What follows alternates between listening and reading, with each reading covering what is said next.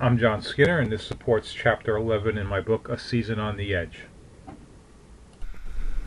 This is a kayak-based trip on the south shore of Long Island, New York, so I'm heading out into the ocean, and it can be challenging sometimes because you have to take a good look at the waves and look at the bars and really pick your day. So you can see some water breaking off to my right there, and what I'm doing right now is I'm just waiting, I'm surveying things, I'm trying to time the waves and find an opening where I'll have a little lull in the waves and make sure I get out without connecting with that white water that you see.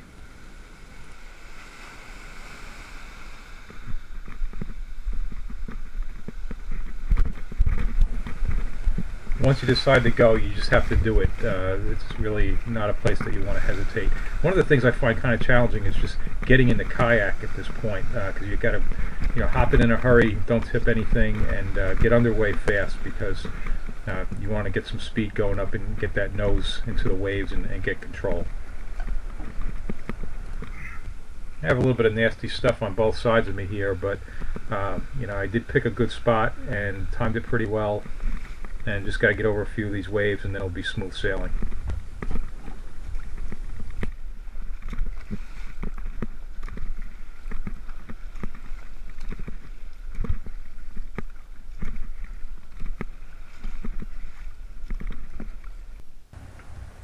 Okay, clearly that surf entry was taken on another trip because you can see how glassy it is here.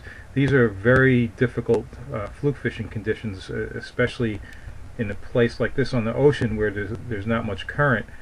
My intention for this trip is actually to take advantage of some really clear water and get some underwater video of drifting strip baits.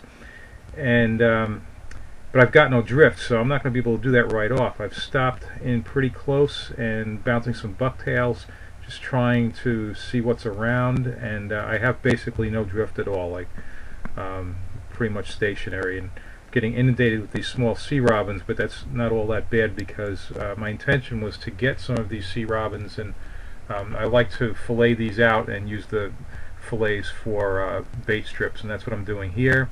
I'll take a fillet off each side of the fish, and that they each make very nice bait.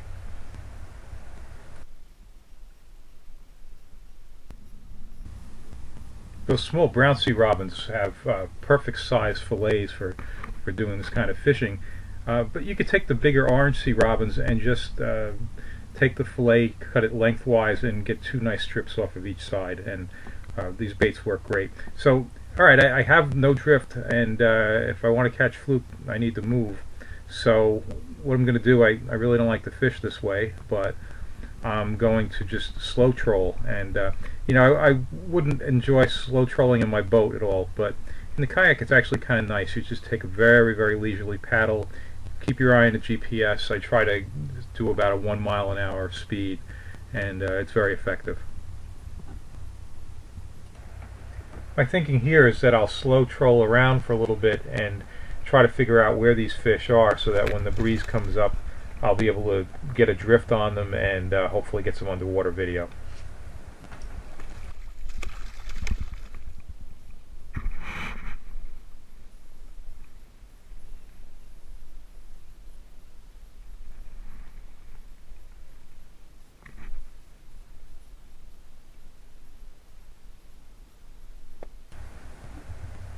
I would normally net a fish like that, but this is very early in the trip and I intend to spend a few hours out, and I'm going to let this first nice one go and hopefully get a couple nice ones towards the end of the trip and not have to keep them around as long and bring those home for dinner.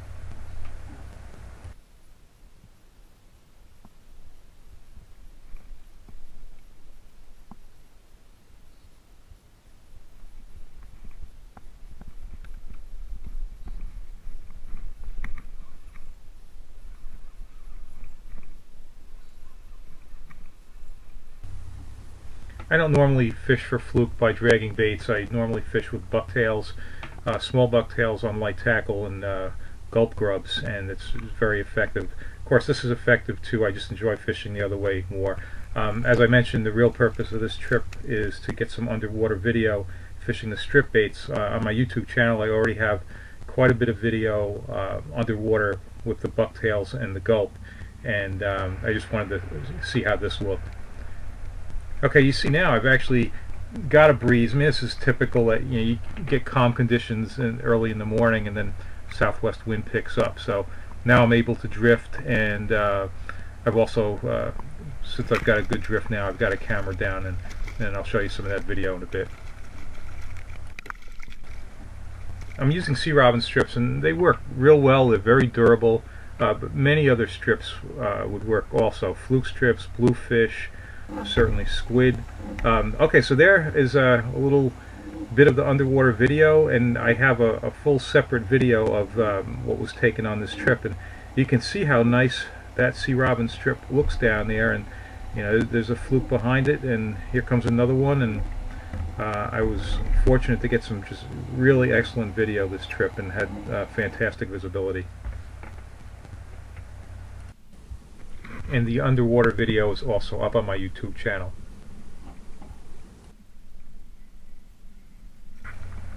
The terminal tackle is very straightforward.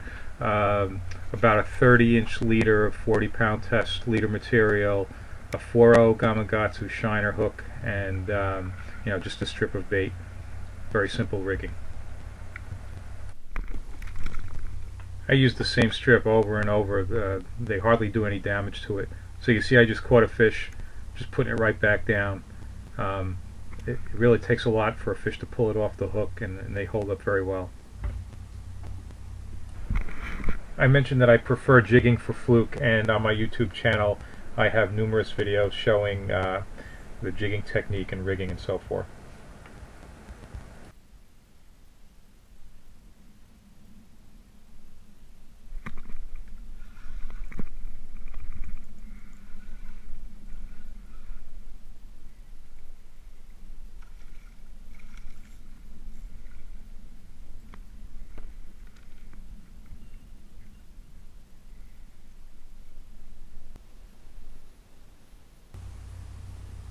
I'm going to show you this one from both ends.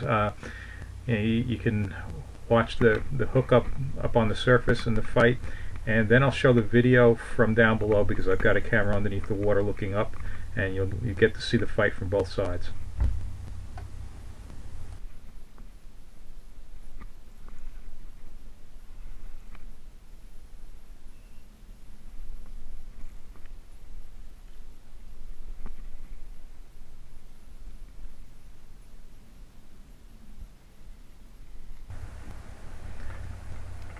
Besides the fluke strips, I was also using some fresh dead snappers or juvenile bluefish, and this fish took one of the snappers. Obviously, if you really don't want to lose a fish like this, you should use a net. You can see he really beat up on that snapper. And here's how that encounter looked from the bottom.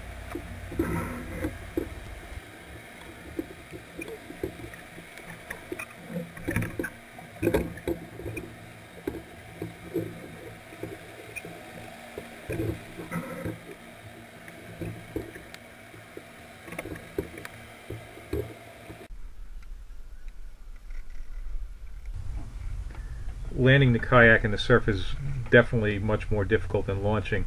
When you're coming in, the waves are behind you, they take control, and it can get pretty hairy sometimes, but these are fairly calm conditions. I still need to be a little bit careful and time it, and keep looking over my shoulder and make sure that I go at a time that's good, and then when I decide to go, just paddle as fast as I can, and if I catch a wave, which usually you do at the end, just try to get it up on the beach.